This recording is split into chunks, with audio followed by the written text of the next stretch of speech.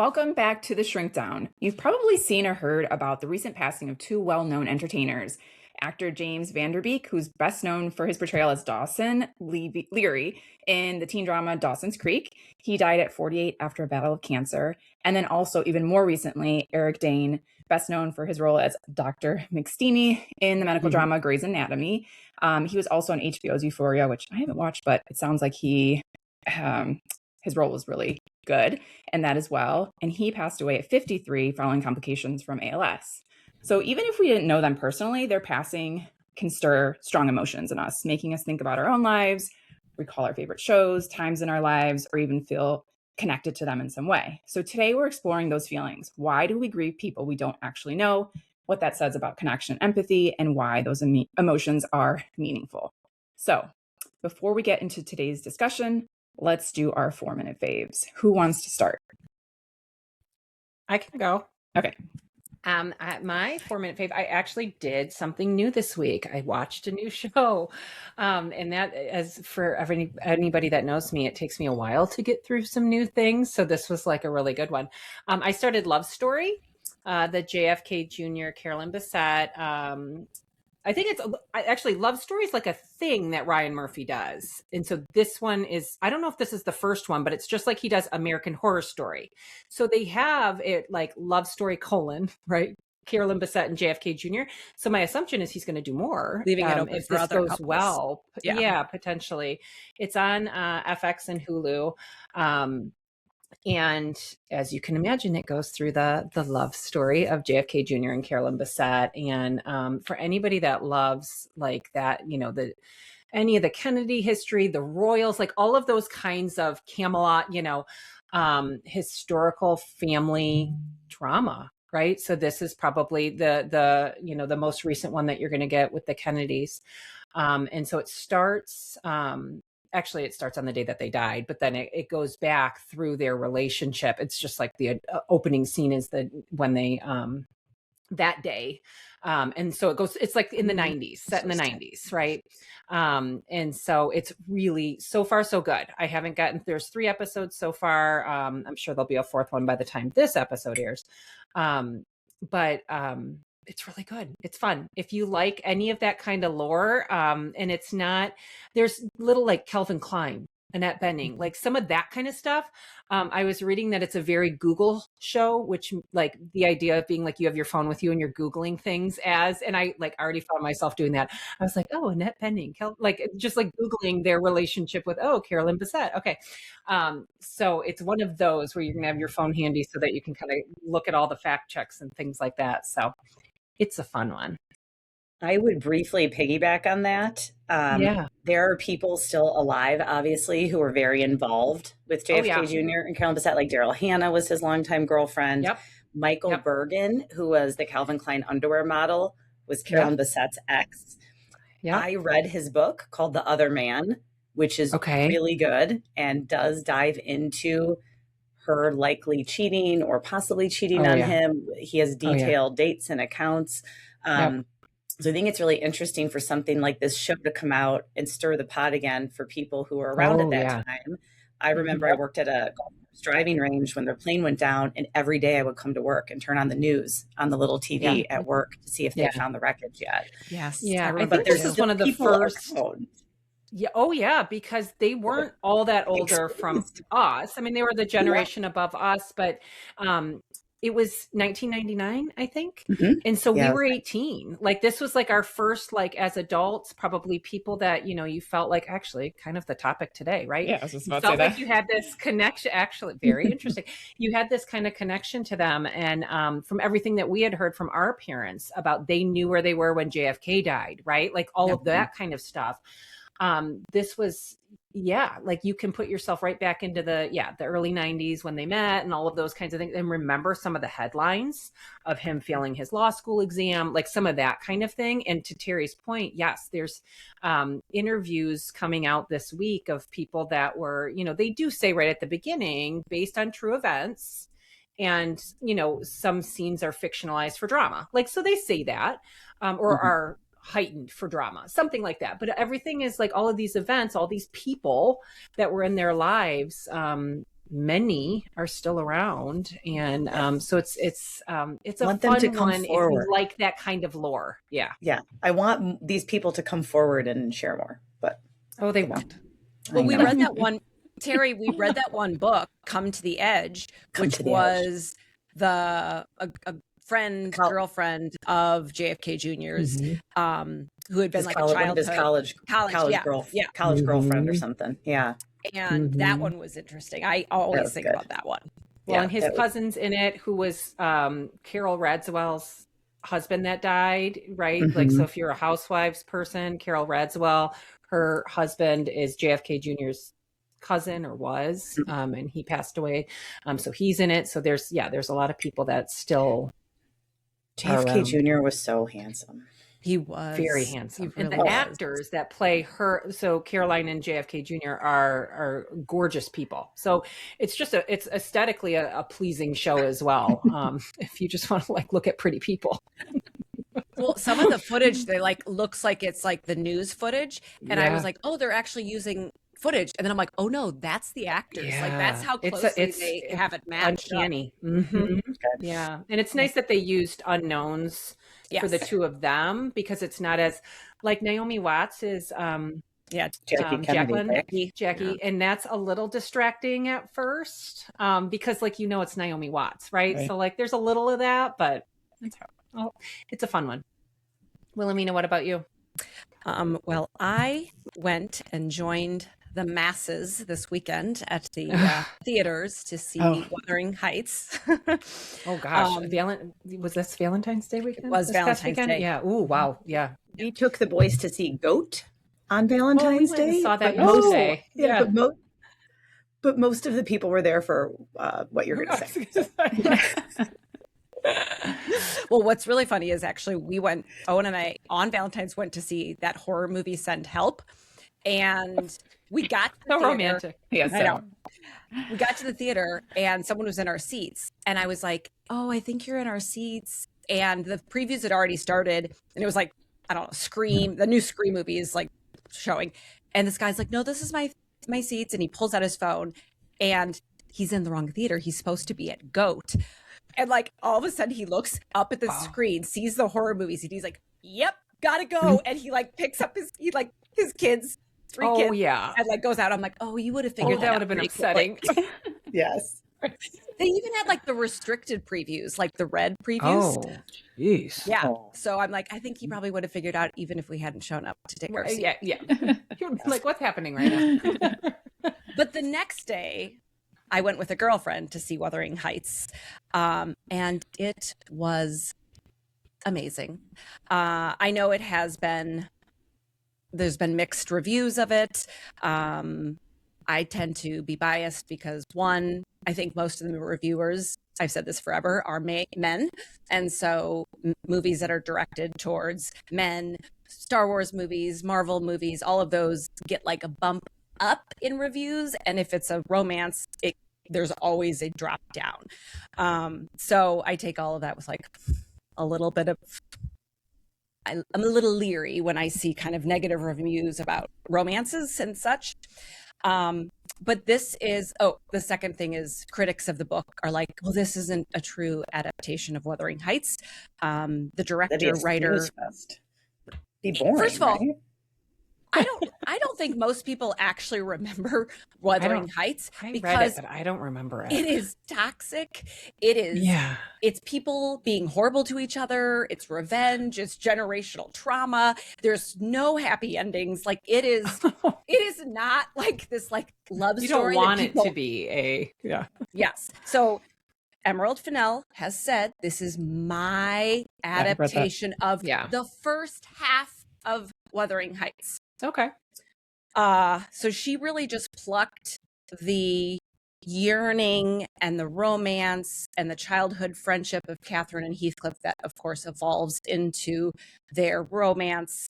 And then she expands it, adds more sex and tawdriness to it. And that's her vision of this movie. And it is, for anyone who's seen Emerald Fennell's movies, so she did A Promising Young Woman, which was Oscar nominated, Then she did Saltburn. And then this is her third, I think it's her third motion picture. She was also involved in that TV show Killing Eve. For anyone who watched that, I don't know. Her vision is very out of this world. Like everything is like big, costumes, sets. It's not like anything. It's not supposed to look like a Victorian novel. It's supposed to look like its own thing. So the houses are kind of characters. The sets. It's a beautiful film. I encourage anyone, if you're interested, to see it in the theater, because it is the sweeping, the moors, all of that. It's visually beautiful. The soundtrack, which is Charlie XCX, so she does the full soundtrack, I've been listening to it nonstop. It's really, really good. She has these strings with the lyrics, which are capturing sort of the yearning and the grief and the love of Wuthering Heights, and is very, very good. And finally, Margot Robbie and Jacob Elordi. Oh, wow. Yeah, they have very good chemistry. They are beautiful. They do a great job of capturing this love and this yearning. And in the end, I liked this Wuthering Heights more than the book, because the book is really about toxic people, lots of revenge, lots of hatred.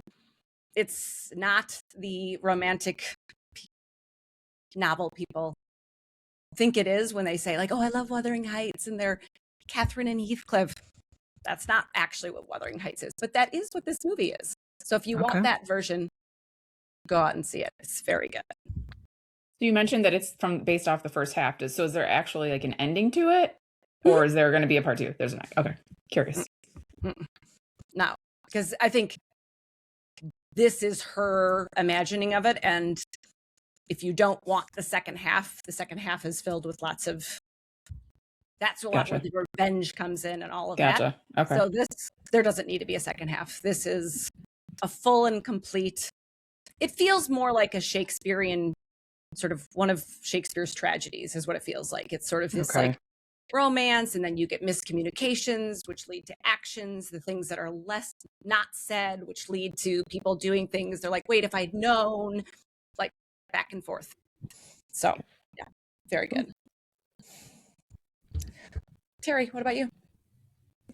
Mine is music. So there is a rapper named Connor Price. Have you heard of him? Mm-mm. So my oldest has inherited my affinity for lyrical hip hop and rap artists that I've always liked and listened to. He actually introduced me to him. He's fantastic. He's from Canada. He's Canadian. He does a lot of songs with another rapper named Nick D, Nicd. But his name is Connor Price. The lyrics are all clean, which is a big benefit. Real good beats. And so if you're looking to check out a new artist and something that your kids might like, I would recommend Connor Price. That makes me think of you I think told us all about Jack Harlow, who's like, oh yeah, that you like years ago. And so I told you guys last episode that like we've been listening to like K-pop kind of music ever since we watched K-pop Demon Hunters. So Jack Harlow does a song with this Korean pop star. It's actually really good. And I thought of you the other day when I heard it, and I was like, oh, that's Jack Harlow. He's rapping on it. Very cool. Oh yeah, he's really good. So Connor Price, I would check it out. My oldest has it on his basketball playing Spotify remix. And yeah, it's good. How about you, Vanessa? So I was going to share my favorite pajama pants, and now I'm sad because I can't share them because they stopped making them. They were at Target. So can't share those with you. I'm glad now that I bought 3 pairs. So that's just a reminder to everyone, if you find something you really love, buy a couple of them. So I am going to share something I just bought, but I really, really love it. So I am really bad about cleaning my makeup brushes, like so bad. And I know that same. it's bad. It's really bad. So not recently, but in October, we dressed up for Halloween and I was Alphaba. And so I had to put on green face paint and I used a bunch of my brushes and they've just been sitting there green. I haven't been able to use them. And I was at this, yeah. Oh yeah. So I was at the store the other day and I saw this cleaner. It's by It Cosmetics. I've shared a couple things that I use from them. Like I use their under eye concealer and like the just foundation. And so it's a brush bath. So it's an instant brush cleaner. So you just spray it on the brush and then you basically just like wipe the brush down. So you don't actually even like wash it. I mean, you probably should still wash it at some point, but it was great because I needed to use my brush and it was green. And so I just sprayed it on there. And then I actually used, Lauren, those face wipes that you, yes. So I've said before that I really like those and I use them to like dry off the counter, but they were great for the brushes because they're said you should just like rub the brush off. So you just spray the brush and then you just like rub it on the cloth and it worked out really well because then I just threw the cloth away. And it has a good smell to it. So this is like my new one. So I got it at Ulta, but they have it at Target. You can buy it directly from them too. But that's just like a nice way to brush your, to wash your brush really quickly and get the gunk off. And then after the green layer came off, like the brown layer from my foundation came off. So this is just a reminder to wash your makeup brushes. And if you're lazy, get a spray like this so that you can wash it quickly. It's so gross when you like do that and you like wash it under the water and you see all of the layers come off. You're like, oh, I was just putting that on my face every day. That's gross. Yeah. And I know it's like you think, well, it's just the same thing I'm putting on your face, but like you have oil on your face and there's like, they talk about like germs on stuff that makes you break out. So I'm going to clean my brushes this weekend after we just talked about this. Yeah, I know. I mean, I do it like I talk about something I don't do years. enough. I'm talking about years. Literally. Sometimes I'll just throw it away. I was going to say, I just throw it away. I'm like, I'll just buy a new one at this point. Just buy a new one. Yeah. There's no coming back from this. There's no coming back. I know. So, but yes, it's called Brush Bath from It Cosmetics. All right. Well, now that we've shared our faves, let's get into today's conversation. I'm going to pass it over actually to Wilhelmina since Wilhelmina brought the topic to us and she had a lot of really good thoughts and insights on this topic. So Wilhelmina, why don't you start us off? Well, when I got the text from Terry, actually, that James Vanderbeek had died, did I tell you guys the story of where I was? I was at Owen's colonoscopy. Oh, no, you did not tell us this. You did not. Did not. So I'm at Owen's. He's back there getting his stuff done. I am reading. I get Terry's text. And I immediately, my eyes started watering. Oh. And I felt so sad. And I like couldn't stop it. Like I was sort of like, it was sort of an uncontrollable reaction that I had. And in that moment, they called me back to say that he was done. And I was like, oh God. So I'm like trying to like, and I come in and he's all groggy and he sees my face and he can tell and he's like, did you already talk to the doctor? Is something for... Oh my gosh. And I was like, no, so I'm like, no. I said, James Vanderbeek just died. And he's like, oh. And then he pauses, all groggy. And he's like, wait, didn't he die of colorectal cancer? And I'm like, oh shit. Yeah. And I'm like, yeah. I'm like, I wasn't even making that. This is very ironic. Like, oh no, is that a bad sign? The nurse behind him is dying at this interaction of like him thinking there's something wrong. And so that kind of kicked off oh my gosh. a little bit of amusement around obviously a sad death. But over the next week, I was just contemplating on sort of like what that show had meant to me, because I started watching it at the end of my senior year of high school. And then actually a lot of my friends that I met in college, we would get together on Thursdays and watch Dawson's Creek together and whatever else was on that night, the CW night. And we had been actually communicating on Facebook. And so it made me reflect on why do the death of celebrities feel sometimes more personal than like, well, I've never met this person, I don't know this person, but it feels more personal than that. And so I came across this like Instagram post about that very thing, and sent it to you guys and said, why don't we talk about this? But they really talk about the parasocial bond that people have. And they were talking about how if you are watching a show, especially a week-to-week show, and over the course of years, so I watched this show week to week over a 5-year period. I watched every episode. I watched it with friends. Your brain doesn't know the difference between a real relationship with someone you're seeing once a week versus a relationship that you're having on screen. And so you do actually sort of develop this emotional bond that your brain doesn't know the difference between it. And so when a celebrity dies who you had this relationship in quotes with, it's kind of a grief of two things. One, it's the grief of this like this relationship that your brain doesn't know the difference between real and not. Yeah. But it's also the grief and the loss of like that time period of your life. So I kept thinking about college and my college friends and all of the different things. So it all of a sudden wasn't just about James Van Der Beek, but it was about college days and that time that's gone, and mourning sort of that loss of the time period in my life and whatnot. And I also think there's something to be said about reaching the age where the deaths of celebrities, musicians, these parasocial relationships, which is, that term absolutely makes sense, when we're in the same age bracket.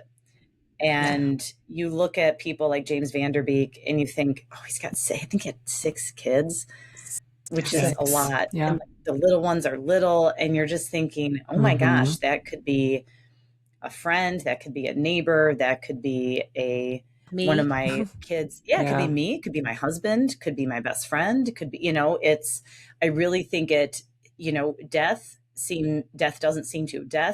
surrounding us increase exponentially as we age. And I remember having somebody say that to me. I think it was maybe a clinical supervisor that's at some point, who said, as we age, everyone else in our circles also ages at the same time. Right? So the older people in our orbit get older as we get older. And what the price that we sort of pay is that we experience significantly more loss every year we get older. It just becomes exponential.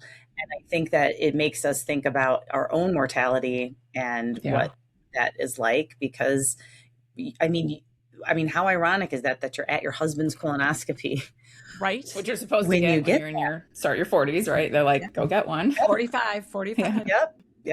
Yep. So I definitely think it brings up our own mortality. I think it brings up just, the reality of like, oh, this death is very real. It's very permanent. And it's something that we're all going to face and at different varying levels. And then I also think what happens, at least what I've experienced, is that, and then there's a lull, there's a quiet period, right? Where you don't have a lot of loss. And then you have more losses again. And then there's a quiet period, and then you have more losses. And during those quiet periods, when a celebrity is one of the losses, when you have your own personal losses, but then in one of those quiet periods, it's a parasocial relationship, it sort of puts you in this weird in between where it's like, I didn't know them, but the loss still impacted me. Yeah. And I think anytime you even, especially when someone passes away and when they're young, anytime you even, come across an article, I feel like, and you hear a sad story about someone, I feel like that also makes you pause. So not just when you're watching like a celebrity on a show, but anytime I feel like you come across a story or, someone tells you about someone, that really makes you kind of stop and think about your own life and the people in your close circle and, that sort of thing.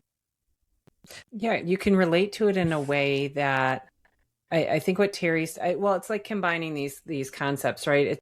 There's a parasocial relationship piece, but it's also the idea that as we're getting older, the rates at which we're hearing about these deaths in our same generation, in our same age circle is increasing.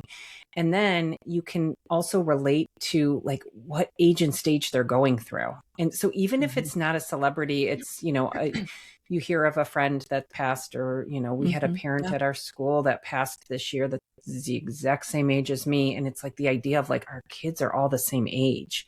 And so even if you weren't emotionally, physically close to the person, you relate in a way that I don't think we ever could. You relate in a deeper way. I don't remember people passing in our 20s, but they did. But it didn't feel, and I don't think I recall it feeling the same way. And I think because there's more things potentially that we connect with those people, like having kids. Like again, James Vanderbeek, we didn't know, I didn't know him, and I wasn't even a really like solid Dawson's Creek person either, but like he was in our age range and living a life that was very similar to us at this point with the ages and ranges of his kids. And so there is that just like highlighting your own mortality that just makes it hit in a different way. Yeah, that what you just said made me think of. So when I was in college, my high school best friend, her dad passed away, and obviously I knew him, but like it's not. I know him like, hey, Mr. Whatever. Like, but even in that context, I did not think about the fact that he was in his 40s at the time. Yeah. Right. Because I'm 18, 19 at the time. I'm not even thinking. So thinking of it from a very different perspective. Now that I kind of think back on it, I'm like, oh my gosh, he was so young. And I remember feeling bad. I remember thinking he was young. But the way that I think of it now at 45, and now I'm a mom, and even though my friend was 18, that's still so young. That loss looks very different to me now than it did at that time.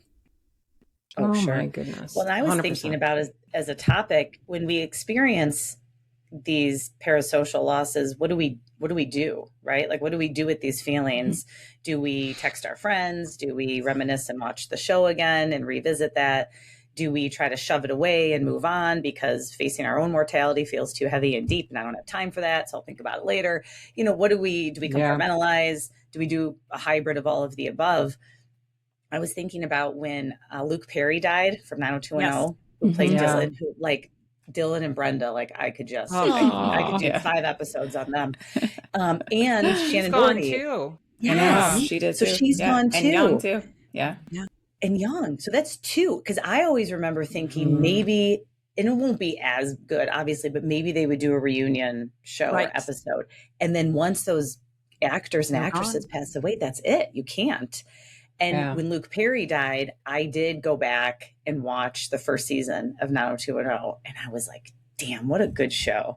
Just on many different levels, like the topics and the acting and the scene, just, and I wasn't, it came out when I was, I don't know, in like 5th grade or something. And I remember not either being allowed to or not watching, or I couldn't stay up late enough. For whatever reason, I couldn't watch it in real time. And then I had to catch up and watch reruns. And I just fell in love when I was like in 6th grade.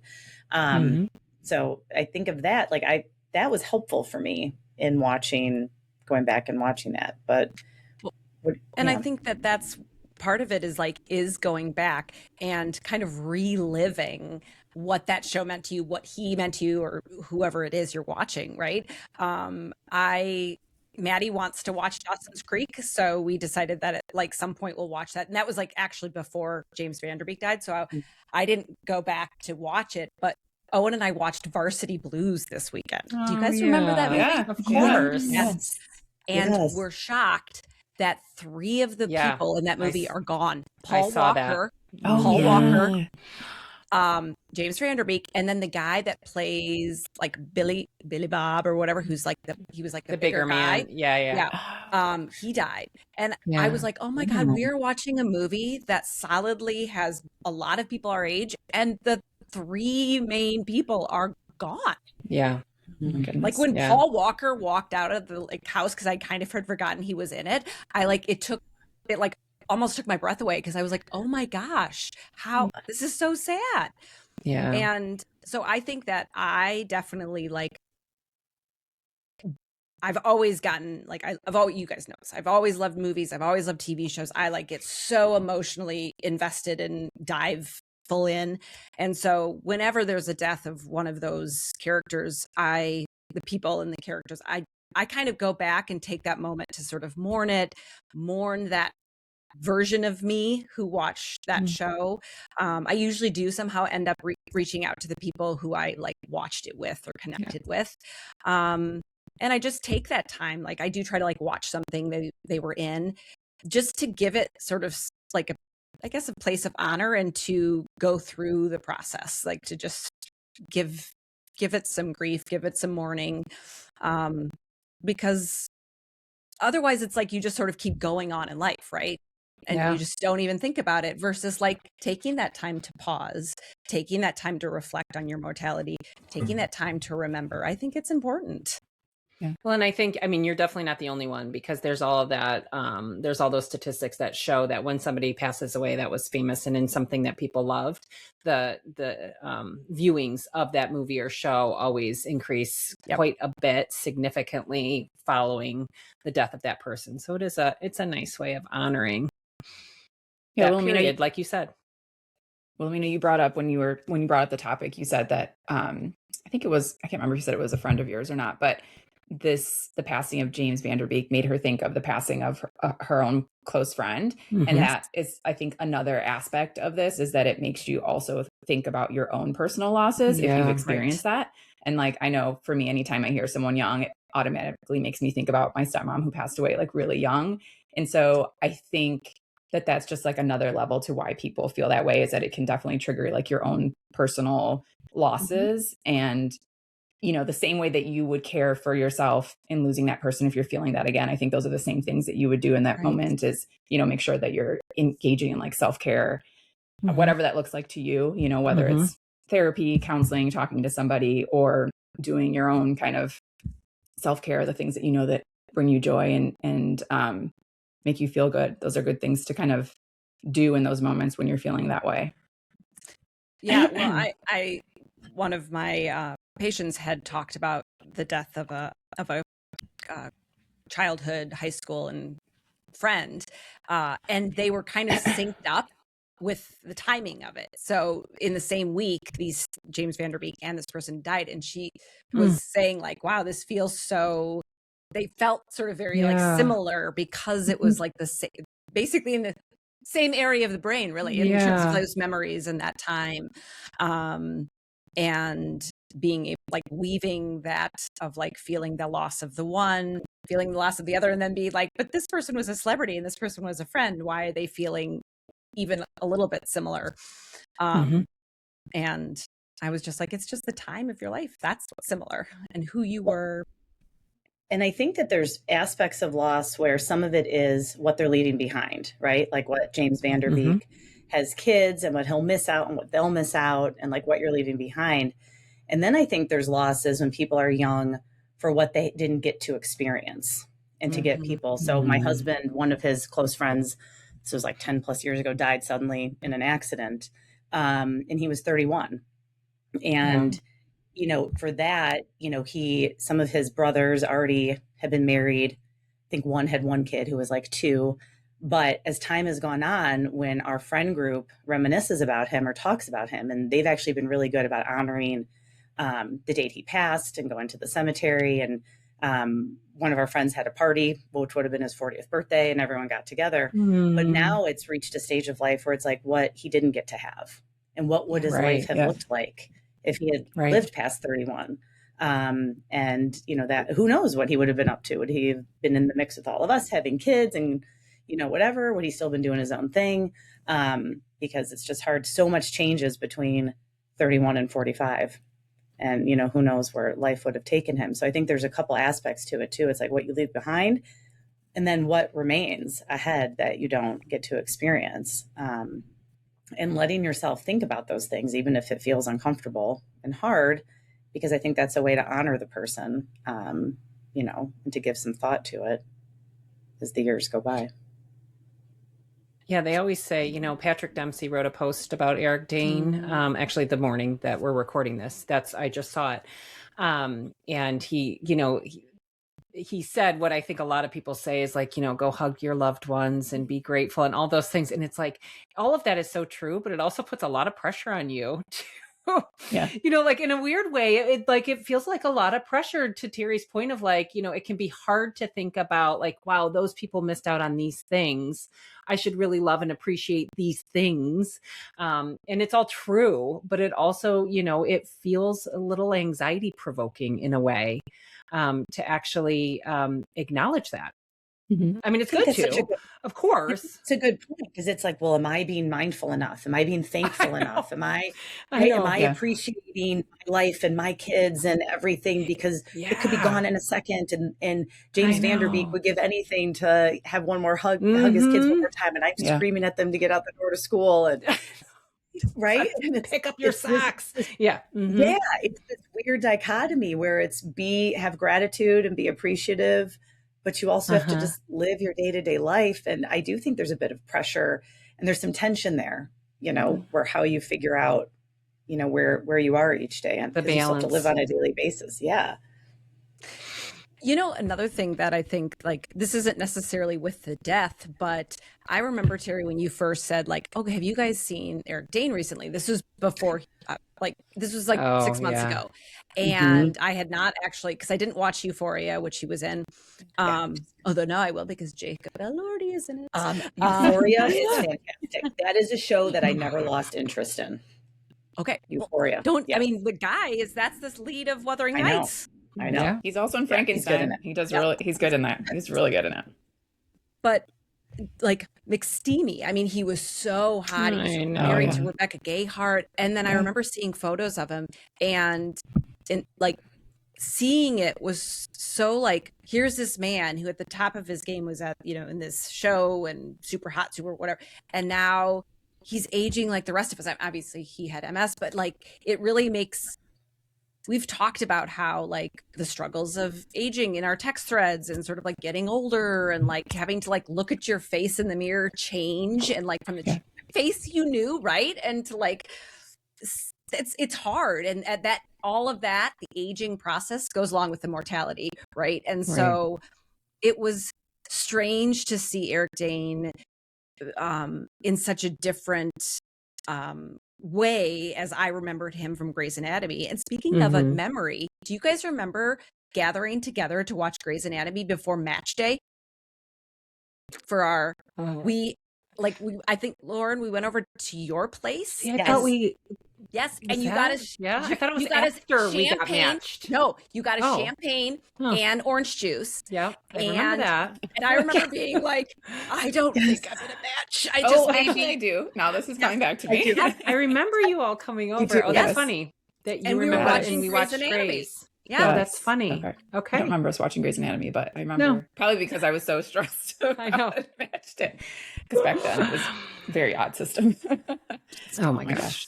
Yeah, but I always those link memories. those two. Is like Grey's Anatomy, you making us like the little mimosa package to go. Yeah, and our that's funny. I do remember that. Yeah. Now I also remember in the news thinking, oh, Eric Dane married the Noxzema girl, who's Rebecca Gayheart. Yes. We were kids and teens. She was the Noxzema girl, and also Luke Perry's girlfriend. Thank you. Yes. Also Luke Perry's girlfriend, who gets killed, who's like dating her dad's the mob boss on the net. And that death. That death was so. But they had some drama that ended up in the tabloids where they were in like a hot tub smoking a joint and having like a threesome. I don't know. There was some kind of drama that was in tabloids before they divorced, while they were still married. She murdered. She killed somebody in a hit and run. I was gonna say, wasn't she involved in some kind of hit and run? Yeah. So they had a lot going on in their marriage. And then I saw something in the news that he had an ALS diagnosis. It was him at an airport in a wheelchair. And I thought, oh my gosh, his health has really declined. But then that Rebecca Gayheart they have a couple of kids together, had really stayed by his side and been like a good support for him, and for their family in the last year. Did he remarry? No, he never remarried. And his decline, now ALS is... It's interesting because some of the things had said his wife by his side, but they must have meant his ex-wife. People got very confused. Okay. She just stayed by his side in terms of the care piece. But I think I read something like, it was like he lived in a guest house or a house next door. Okay. They like made it so that he had care 24 hours a day, but she and the kids were that's there. Awesome. Okay. Yeah. I was like, he remarried? Well, ALS can have a pretty rapid decline. And so, I mean, that's unfortunately the course of the illness. The prognosis is it tends to be pretty quick. So I think that was Patrick Dempsey in his speaking out said that he was actually losing his ability to speak recently. Yeah. So sad. I think though that, I mean, it just circles back to everything that we were saying. I mean, it really highlights our mortality, right? Like I think of ALS as like something, it doesn't feel like something people our age get. Yeah. Right. Of course they do. I think, because I think when we are not 20. We are not watching Grey's Anatomy at my house anymore. Like that's so, yeah. Like it's like eye-opening, all of these deaths, that whether they're a celebrity or somebody close to us or somebody that's within our age group that we hear about. It's startling because of course these medical diagnoses are happening at our age. It makes you think, like, when you hear of like a celebrity who passes away and they're like 90s or late 80s, you know, or like when my grandma passed away and her like almost 100, you think about it very differently. You think, oh my gosh, they lived such a great, wonderful, long life. Like, good for them. You view it very differently than when somebody passes away in their 40s or 50s, even their 60s. You think of, oh my gosh, you had so much more life to live. We've talked about, you know, the kids you leave behind. And so you really do view those, you know, very differently. Passings very differently, you know, depending on the age of the person. Because I think it makes you think differently, right? Like I think, oh my gosh, if I live till I'm 90, that'll be amazing. How great, you know, that'll be. And so, which is very different than thinking about, you know, oh my gosh, if I passed away in my 50s, like my daughter would be so young still. And, you know, I feel like there's so many things that I still would have wanted to do that I haven't done. Mm-hmm. What do you guys think about Kimberly Vanderbeek posting for the GoFundMe? And I know there's a lot of stuff about this, like almost like with the announcement of his death. Like it was like, he has passed and here's the GoFundMe. To support, so to support the family, right? Mm-hmm. Yeah. And he had been, I saw in the news that he had been selling off Dawson's Creek memorabilia. But then also they had just finalized purchasing the almost $5 million ranch. $4.8 million ranch. Yeah. So two things, because I had the same thought. I'm of the mind, if someone wants to post a GoFundMe and people want to contribute to it, that's their decision. Each their own. They can, you get to decide where you spend your money, right? If you want to contribute or not. Yeah. Like that's up to you. Do I think if you're making things that public, do people want some more background and color and context to it?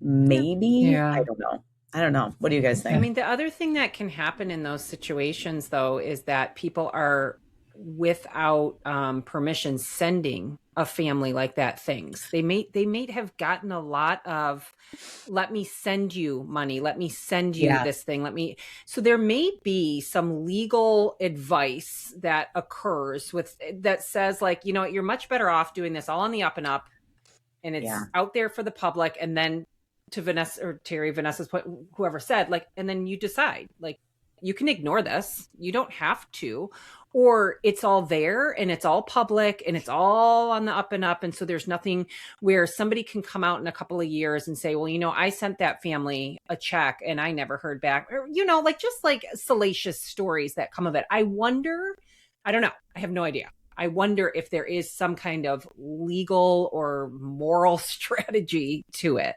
Yeah. Well, and why would you do it like a month later, right? Like if you really want to have the biggest impact and my guess is they had talked about it, because like I think a lot of people got together with the family, selling things already, right? Yeah. But I think like a lot of the celebrities have been like, I just saw him this weekend. I had a feeling they had some big gathering because there were lots of people who had literally just been at the ranch and seen him, which made me wonder, like, I mean, clearly they knew the end was near. And so my guess is that he had said, like, go do this, like, do this when I die. I'm okay. And to get the biggest like impact, it would be right away versus doing it like a month later when everyone's kind of sadly moved on from it. So from like actually trying to get the most out of it, it makes sense, but it definitely has a bit of like a feeling when you see it posted together, right? Like we were texting about how one of us sent it, maybe it was me, I forgot, that whatever his contract was from Dawson's Creek, the residual, his financial like situations, who's to know what the financial situation was? I feel like contracts back in the day could be really crappy. They and got I think nothing. I told you guys that I saw him on a not so long ago. He had already been diagnosed at that point at The Masked Singer, which I really like the show. I'm not poo-pooing anyone who goes on the show, but it's one of those things where like he was needing money. Yeah, like it's usually people who are trying to make a comeback, or people who are like the actors and the actresses and all the people they have on there. They're all famous people who can sing to some degree, right? Yeah. But yeah, I wonder like what it was interesting when I saw him. I was like, first of all, I didn't know he could sing. And secondly, I was like, why are you on the show? You know, so I wonder if from a financial perspective, he already knew that he was ill. And I think at that point he was still very hopeful. And they talked like a little bit about what was going on, like when they interviewed him. So yeah, I think we never know what someone's financial situation is. And, you know, I don't know if that his wife works. Maybe she stayed at home taking care of the children. And now he's the only source of income for them is no longer here. And who knows what source of income she has now that he's not here. He got much. I don't think he got much from Dawson's Creek. I think that Michelle Williams has come out openly and been like, what did she say? Like we were the guinea pigs for the guinea pigs of Netflix or something. They don't see anything from the replays or whatever. And I feel like the other three main characters from that show have gone on to do a lot of things. And I think he has not done as much as them, at least from what the bee in an apartment. Yeah. 23. Yeah, but not like Joshua Jackson and Katie Holmes. Like what they went on to do, you're right, is not. Yeah. I Michelle feel like, Williams. I mean, They all kind of moved on. Like, So yeah, very sad situation. Any other thoughts about today's topic? All right, ladies. Well, thank you everyone for joining us. There you go. Yeah, hug your loved ones. At the same day. Yeah. Enjoy your life. Take the trip, right? What's that saying? Take the trip. Call the friend. Call your mom. Do all the things. Yeah. All right. Thank you for joining us. Please join us next time on The Shrink Down.